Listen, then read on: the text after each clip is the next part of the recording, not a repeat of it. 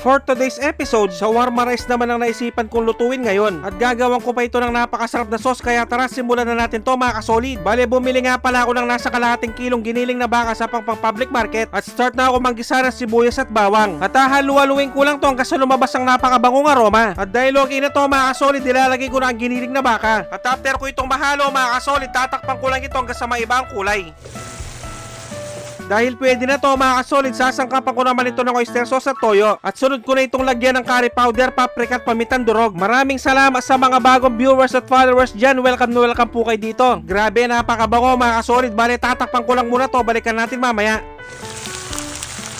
At dahil medyo tuyo na mga kasolid, sasangkapan ko naman ito ng turmeric powder at cumin powder. Shoutout sa Triskelion de Malvar, Batangas Provincial Council. At after ko itong mahalo-halo mga kasolid, tatakpan ko lang ito hanggang sa tuluyan na maluto. At habang naghihintay tayo, gagawa muna ako ng napakasarap na shawarma sauce. Bale, sa isang mangkok, pinaghalo ko lang ang mayonnaise at evaporated milk. At sasangkapan ko lang ito ng suka, asin at bawang. At hahalu-haluin ko lang ito mga kasolid hanggang sa magsama-sama ang mga solid na aromatics. At yan, dahil pwede na, sasalain ko naman ito mga kasolid diretso sa squeeze bottle. At shoutout nga rin pala sa mga masisipag nating workers dito sa Pinas at sa ating mga bayaning OFW, mag-ingat po kayo lahat dyan. At dahil okay na yung sauce natin mga kasolid, gagawa muna ako ng yellow rice. Bale, nang gisa lang ako ng maraming bawang at nilagay ang kanin lamig. At nilagyan ko lang ito ng asin at turmeric powder pampakulay. At kung umabot na kayo sa part ng episode na to mga kasolid, pwedeng paki-comment naman kung tagasan ka para malaman ko kung saan umabot ang video to. Maraming salamat. At dahil luto na ang aking napakasarap at napakasolid na shawarma rice na may masarap na sauce, magpe-plating na tayo. At pag-rate naman 1 to 10 ang recipe natin ngayon mga kasolid, maraming salamat. At syempre, dito na tayo sa pinaka-exciting part, ang tikiman time, yun no? Excited na talaga ako dito mga kasolid, sa amoy pa lang nakakatakam na. Kain po tayo.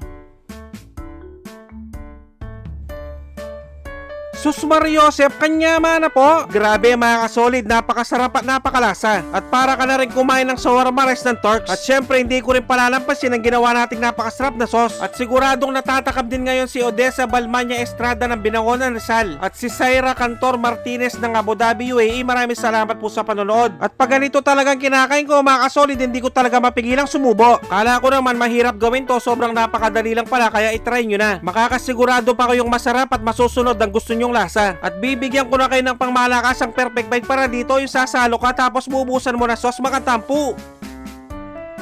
Taksya po, nakalasa ng kalasa. At kung tiyempong hating gabi nyo naman napanood to mga kasolid, mag-automatic pansit kanto na lang kayo mga bossing. Dapat yung spicy ha. At siguradong naglalaway din ngayon ang mga masisipag nating mga tambay. Siguro hanggang dito na lang muna ang episode na to dahil sa off-cam ko na lang itutuloy to. Maraming salamat sa mga walang sawang sumusuporta at sumusubaybay sa aking mga video. At sa mga walang sawang nagsishare, maraming salamat, napakasolid nyo. Sobrang na-appreciate namin kayo lahat. Magkita-kita ulit tayo next episode. At ito nga pala ang pinaka-the best dyan, sasabayan mo ito ng malamig na coke. Maraming salamat sa panonood. Mag-ingat ang lahat, basta Kapampangan manyaman.